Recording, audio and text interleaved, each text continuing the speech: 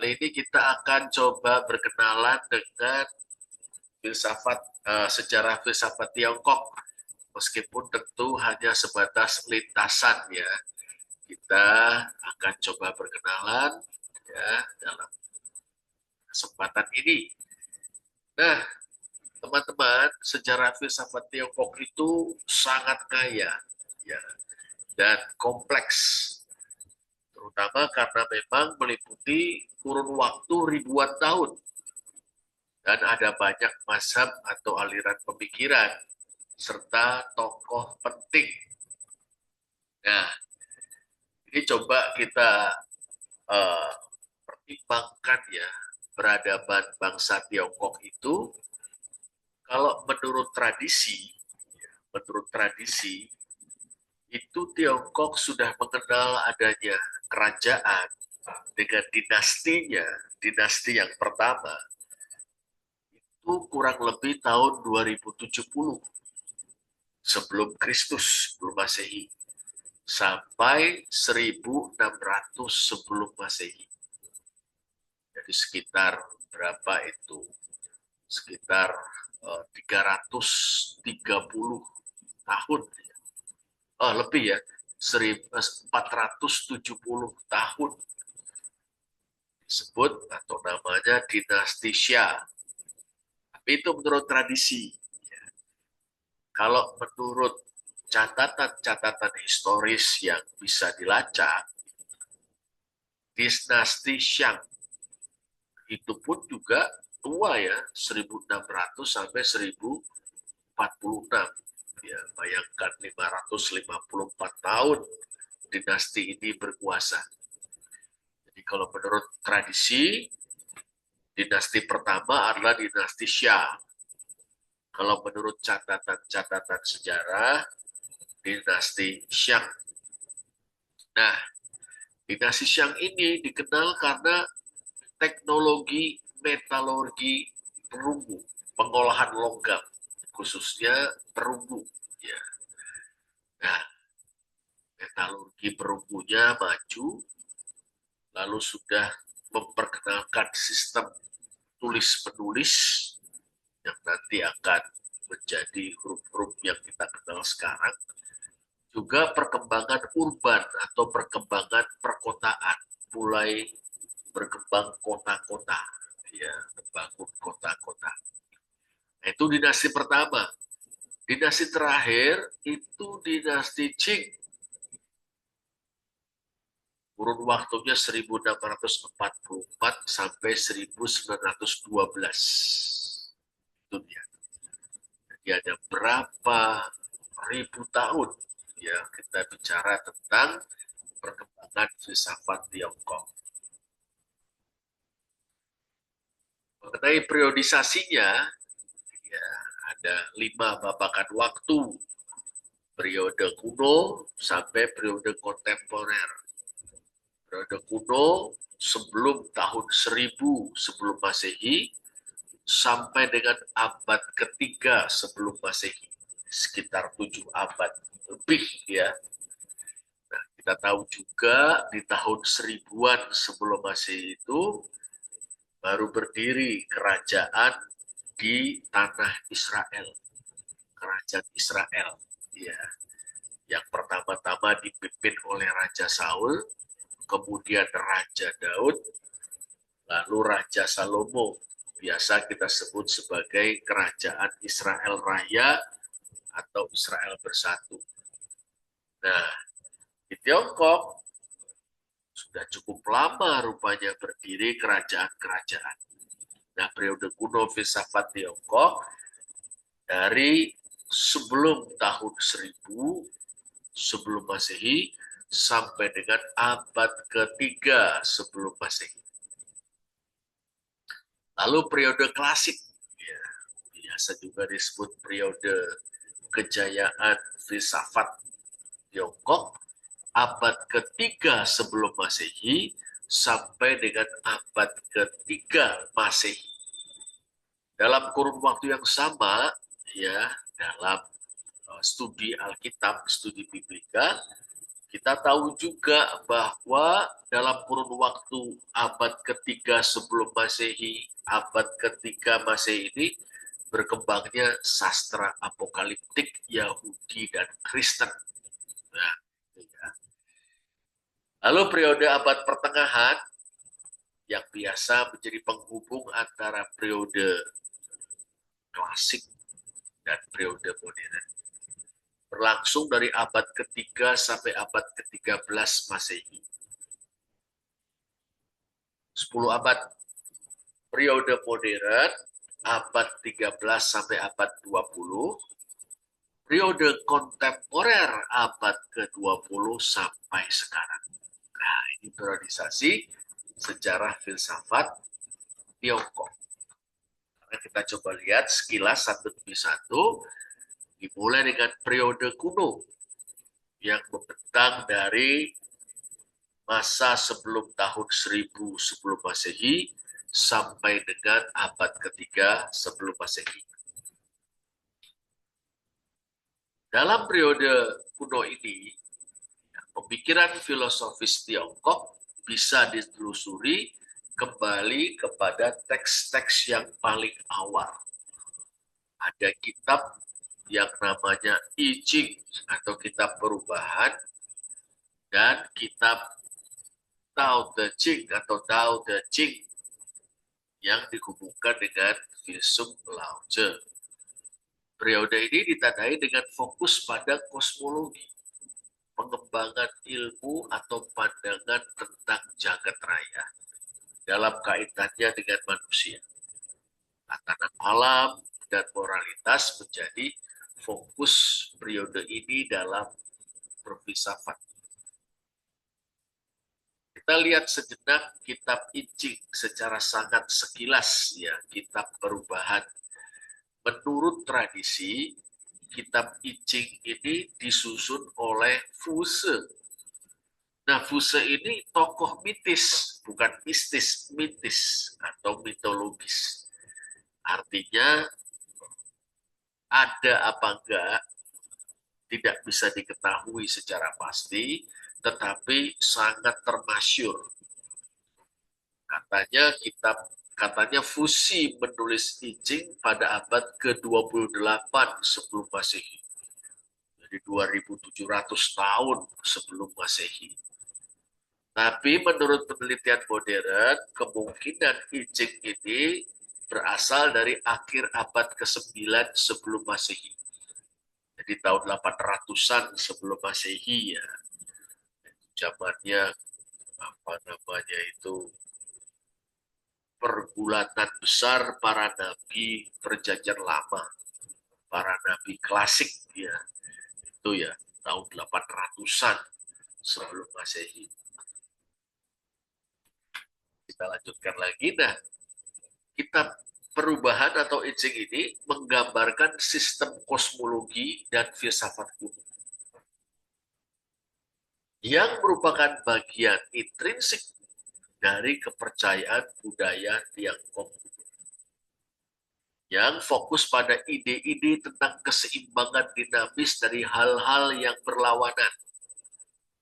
Ini menarik, dialektik Tiongkok kuno yang sampai sekarang juga sangat besar pengaruhnya, ya, bahwa realitas itu terdiri dari hal-hal yang bertentangan.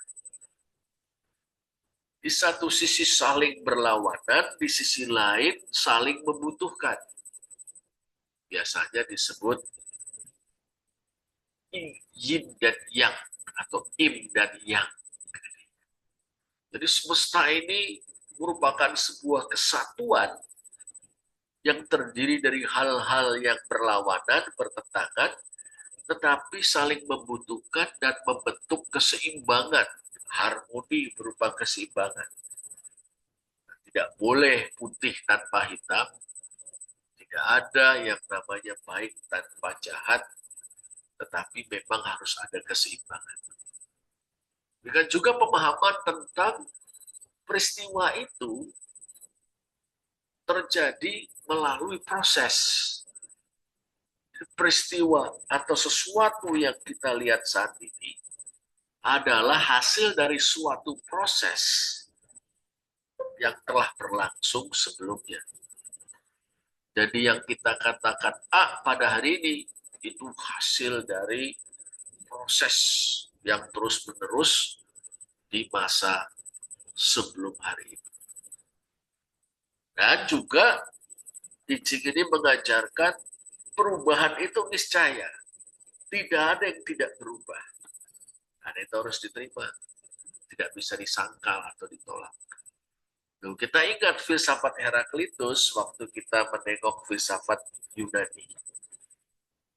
Heraklitus juga mengajarkan tentang perubahan, keniscayaan perubahan. Tidak ada yang tidak berubah kecuali perubahan itu sendiri. Nah, karena itu orang pemikiran Tiongkok bahkan sebelum pemikiran Yunani menggagas mengenai perubahan, ternyata sudah lebih dulu menggagasnya. Ya.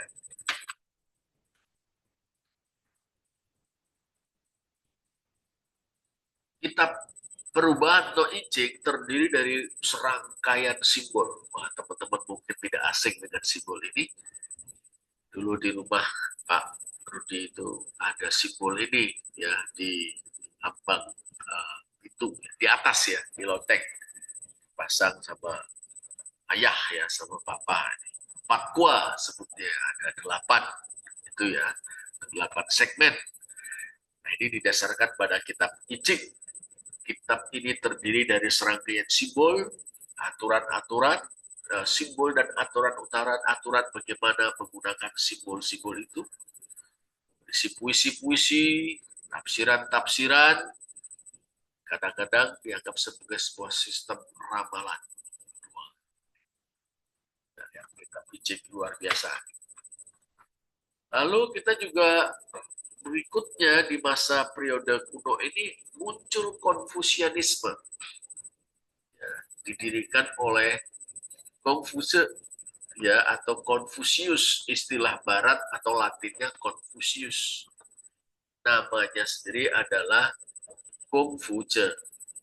Hidup dari tahun 551 sampai 479 sebelum Masehi. Nah, Konfusianisme ini menekankan etika, rasa hormat keluarga, keharmonisan sosial, dan pentingnya pendidikan.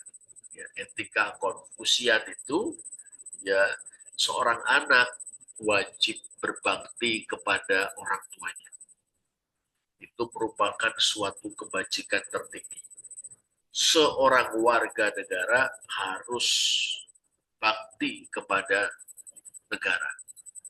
Wah, ini ditekankan betul keharmonisan sosial. Kalau tiap-tiap orang itu sadar posisi dan perannya dalam masyarakat, dan menjalankan fungsinya dalam masyarakat sebaik-baiknya, maka terciptalah harmoni sosial atau keselarasan dalam masyarakat. Nah, Konfusianisme juga mementingkan pendidikan. Pendidikan itu penting sekali, dimulai dari keluarga. Dan nanti calon-calon pegawai negara harus menempuh pendidikan. Nah, pendidikan ini terutama memang etika, itu dia, moral, yang menekankan keharmonisan sosial. Nah, para pengikut atau murid-murid Kongfuce itu mengumpulkan ajaran-ajaran beliau dalam kitab namanya Analek, ya, Analeks atau pepatah-pepatah. Nah, beliau Kongfuce itu mengajar dengan memberikan pepatah-pepatah, peribahasa-peribahasa. Itu. Nah, ini ya, Fusianisme. Nah, nanti memang belakangan berkembang jadi agama yang kita kenal sebagai Konghucu. Ya, tapi sebetulnya ini merupakan sebuah bangunan pemikiran filosofis. Berikutnya adalah ini, ya, Taoisme. Taoisme ini Ya, tokoh-tokoh utamanya Lao Tse dan Chuang Tze. Ini Lao Tse yang lebih tua ini ya. Wah, yang sudah putih semua rambut dan jenggotnya. Di atasnya itu Chuang Tze. Taoisme menganjurkan hidup dalam keselarasan dengan Tao atau jalan, dengan irama alam. Jadi, ya, ilustrasi yang menarik adalah air yang mengalir ketika dihadang oleh batu, air itu tidak menghancurkan batu itu, tetapi bergerak mengalir ke samping kanan atau samping kiri batu. Ini bicara tentang hidup dalam keselarasan atau harmoni dengan alam. Taoisme ini menganut pemahaman tentang spontanitas. Dalam spontanitas itulah letaknya kejujuran. Wah, ya, reaksi spontan, reaksi yang jujur. Juga kealamian. Yang alami itu yang baik, bukan yang bikinan. Nah, yang alami itulah yang baik ya. Seperti itu. Dan kesederhanaan. Kesederhanaan mencukupi kebutuhan sendiri, ya, tidak berlebih-lebihan. Disitulah kuncinya kebahagiaan. Nah, berikutnya adalah periode klasik. Abad ketiga sebelum Masehi sampai dengan abad ketiga Masehi. Nah, di sini ada begitu banyak mazhab atau aliran pemikiran. Iya, disebut ratusan. Ada banyak pemikiran penting maksudnya di sana.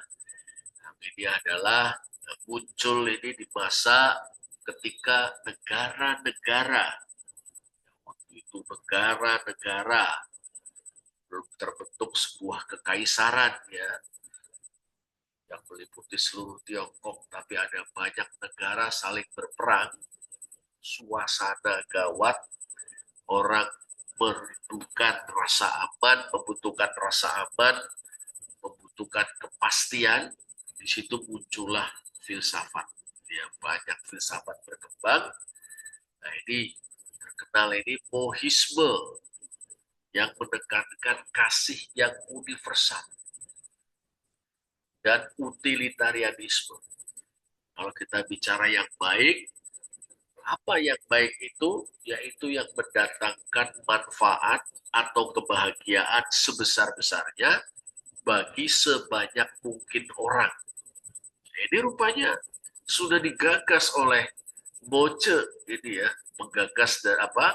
Pendiri Mohisme, seorang filsuf namanya Boce. Nah, Boce ini bicara tentang kasih universal, kasih yang lintas batas berlaku untuk semua orang.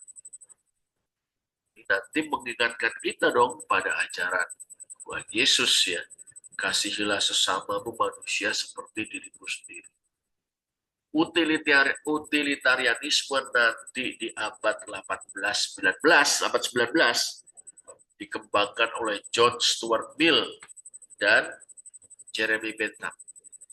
Ini bahwa yang namanya kebahagiaan, namanya sesuatu yang baik adalah yang mendatangkan manfaat atau kebaikan sebesar-besarnya, kebahagiaan sebesar-besarnya bagi sebanyak mungkin orang.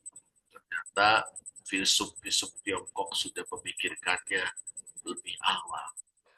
Ya saya. Lalu ketika Tiongkok berhasil disatukan dalam sebuah kekaisaran di bawah pemerintahan dinasti Qin tahun 221 sampai 206 sebelum Masehi, Konfusianisme ditetapkan sebagai filsafat negara. Lebih-lebih pada masa dinasti Han. Dinasti Han 206 sebelum Masehi sampai 220 Masehi. Lama sekali ya, 426 tahun berkuasa. Jadi,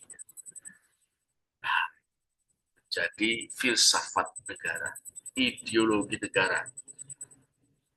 Para cendekiawan seperti Tong Chong-se, itu ada tuh Tong Chong-se itu yang atas gambarnya, mengintegrasikan ide-ide Konfusian dengan konsep-konsep metafisik, dihubungkan dengan yang ilahi, dihubungkan dengan penguasa langit. Nah, ini menjadi dasar bagi praktek-praktek di kemudian hari. Termasuk saya kira yang dikenal sebagai agama Konghucu. Abad pertengahan, ya, abad pertengahan dari abad ketiga sampai abad 13 Masehi. Pengaruh Buddhisme. Kemarin ketika kita bicara lintasan sejarah filsafat India, kita juga berjumpa dengan Buddhisme. Karena memang Buddhisme itu lahirnya di tanah India. Sekarang ini memang bagian utara yang menjadi negara sendiri namanya Nepal. Nah, Buddhisme juga mempengaruhi perkembangan filsafat Tiongkok. Abad pertama Masehi.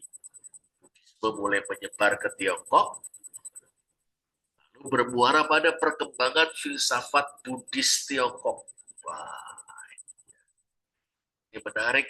Di Tiongkok itu berkembang Buddhisme Mahayana. Yang mengenal ada banyak sosok ilahi atau dewata.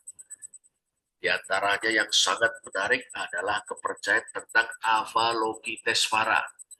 Ya, Avalokitesvara ya, itu termasuk bodhisattva. Bodhisattva itu adalah sosok ilahi yang sebetulnya sudah mencapai martabat Buddha, sudah boleh masuk ke nirwana. Tapi karena mengasihi manusia dan ingin agar manusia juga terbebaskan dari roda reinkarnasi, maka para bodhisattva ini tidak mau masuk ke dalam nirwana. Nah, salah satu terkenal dari para bodhisattva itu adalah Avalokitesvara. Avalokitesvara itu dalam sosok atau wujud seorang dewi, seorang dewa perempuan yang dikenal sebagai Dewi Kuan Im atau Dewi Kuan Yin. Ya, Kuan Yin, Dewi Kuan Im atau Kuan Yin. Nah, ini Kuan Yin ya. Ini sosok yang sebetulnya sudah boleh masuk nirwana, sudah mencapai kesempurnaan moral, tidak lagi terbelenggu oleh keinginan. Tapi melihat banyak orang menderita, maka dia menjadi Dewi Welas Asih yang menolong orang-orang yang lemah, orang-orang menderita, orang-orang yang dizolimi. Nah, ini kita lihat Buddhisme mengalami pribumisasi, pemribumian. Ya. Bahwa kita tahu nanti ada Buddhisme Chan atau Zen. Ya. Istilah Zen ini dikenalnya di Jepang. Kalau di Tiongkok itu Chan. Yang nanti mendasari ilmu silat Shaolin. Wah, itu dibawa oleh Bodhidharma atau Bodhitamo. Ini menarik sekali perkembangan Buddhisme di Tiongkok. Lalu Neo-Konfusianisme di abad pertengahan pada masa dinasti Song tahun 960 sampai 1279. Konfusianisme mengalami kebangunan, dihargai lagi, dianggap penting lagi. Para pemikir seperti Zhu Xi dan Wang Yangping menekankan aspek metafisik dari Konfusianisme dan mengintegrasikan ide-ide dari Buddhisme dan Taoisme. Ini menarik, di Indonesia itu dulu pernah ada yang namanya kepercayaan Tridharma. Ibadahnya di kelenteng, ini merupakan perpaduan dari Buddhisme, Konfusianisme, dan Taoisme. Ini dia ya. Nah, mazhab ini, Neo-Konfusianisme, berfokus pada pengembangan moral diri dan penyelidikan terhadap kewu hal-hilwal. Ya, ini kok begini, jadinya dari mana, jadinya akan seperti apa, berkembangnya bagaimana. Wah, ini kita lihat Konfusianisme dengan sentuhan metafisik yang masif ya, yang bukan lagi sekedar sebuah bangunan pemikiran moral dan sosial, tapi menjadi kepercayaan bercorak religius ya. Lalu periode modern dimulai di abad 19 sampai abad 20. Ini menarik ya, di abad 19 dan 20 itu ya, adalah akhir dari masa dinasti Qing yang menjadi dinasti terakhir dalam sejarah Tiongkok. Nah, abad 19 dan awal abad 20 membawa pengaruh barat yang signifikan. Ini menarik ya, pengaruh barat ketika bangsa Tiongkok berinteraksi dengan bangsa barat, bangsa-bangsa barat yang datang ke sana, yang memang dalam artian tertentu banyak merugikan bangsa Tiongkok dan menggangsir kekuasaan dinasti Qing. Ini teman-teman barangkali tahu bahwa datangnya atau perjumpaan dengan bangsa-bangsa barat itu ada hal positifnya, misalnya pengutusan misionaris misalnya Hudson Taylor ke Tiongkok. Tapi juga kita tahu ya, Hudson Taylor itu dari Inggris. Inggris juga memerangi Tiongkok karena persoalan candu atau opium tahun 1841-1842. Ketika Kekaisaran Qing, dinasti Qing ingin menumpas, ingin memberantas narkoba, candu, opium yang diekspor dari Inggris itu, ya, dari Inggris India, dari Inggris ke India jajahannya lalu ke Tiongkok.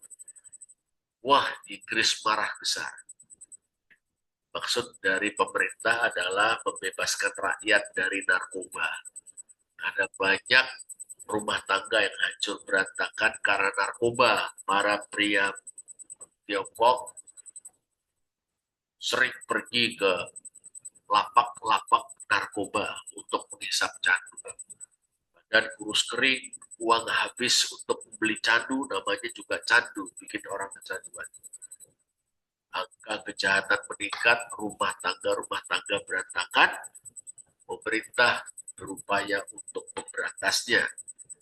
Tapi Inggris marah dan melakukan perang, menggelar perang melawan Tiongkok, melawan dinasti Qing 1841-1842, perang candu. Tiongkok kalah dan harus menerima kemauan Inggris, termasuk menyerahkan beberapa pelabuhan strategis kepada Inggris. Di antaranya Hong Kong, yang akhirnya dikembalikan kepada Tiongkok tahun 92. Nah, itu karena perang candu. Ya. Seperti itu. Gerakan 4 Mei tahun 1919, ini gerakan budaya dan intelektual yang ini menarik ya, di bawah pengaruh pikiran-pikiran modern. Para pemuda, intelektual, mahasiswa menganggap pemikiran dan nilai-nilai Konfusian itu kolot. Itu dia. Tidak relevan untuk zaman modern. Nah, ini ada demonstrasi 4 Mei, gerakan 4 Mei. Seperti itu. Nah, gerakan ini mengadopsi filsafat atau pemikiran-pemikiran barat. Nah, jangan lupa terpenting adalah masuknya 3 pemikiran utama, Marxisme, pragmatisme, dan liberalisme. Liberalisme menekankan kebebasan individual. Pragmatisme menekankan suatu teori itu bernilai apabila bermanfaat, mendatangkan hasil. Sedangkan Marxisme adalah sebuah perangkat analisa sosial untuk memahami kemiskinan, untuk memahami kemelaratan, dan menunjukkan jalan bagaimana mengakhirinya.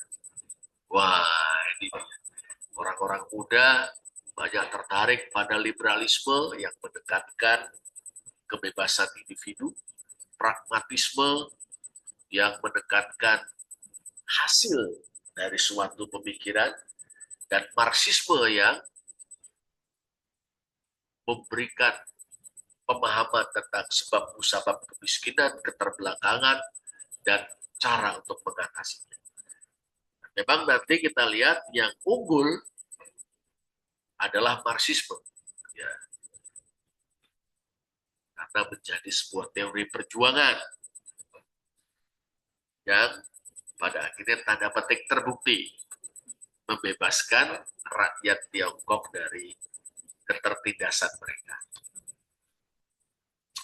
Periode kontemporer dari abad 20 sampai sekarang, ya, sebutlah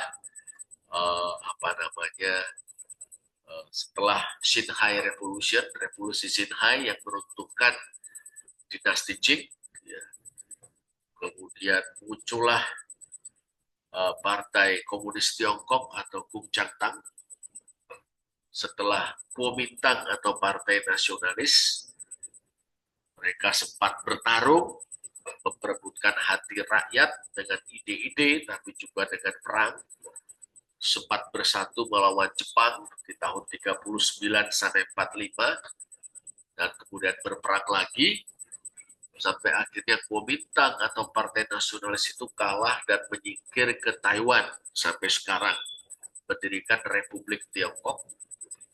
Dan yang menang, yaitu Partai Komunis Tiongkok, Kuomintang itu memproklamirkan berdirinya Republik Rakyat Tiongkok 1 Oktober tahun 49. Nah, ideologi sosialis, ini filsafatnya filsafat sosialisme. Ini, situ pemikiran atau sistem filsafat yang utama adalah Marxisme-Leninisme yang dikembangkan oleh Mao Zedong. Mao Zedong ini memimpin Partai Komunis Tiongkok. Tapi dia juga seorang pemikir, seorang filsuf.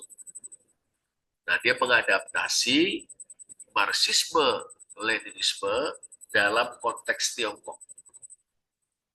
Juga dia melihat menggunakan Marxisme-Leninisme itu untuk menganalisa masyarakat Tiongkok. Salah satu tulisan beliau yang brilian menurut Pak Rudi adalah on dialectics, tentang dialektika. Teori tentang kontradiksi-kontradiksi, antagonisme-antagonisme di dalam segala sesuatu, termasuk di dalam masyarakat. Mana pengetahuan tentang antagonisme atau kontradiksi itu harus digunakan untuk perjuangan pembebasan rakyat. Ini Mao Zedong. Ini dia. Nah, pemikiran Mao Zedong itu nanti disebut sebagai Marxisme, Leninisme, Maoisme, MLM. Ya. Marxisme, Leninisme, dan Maoisme.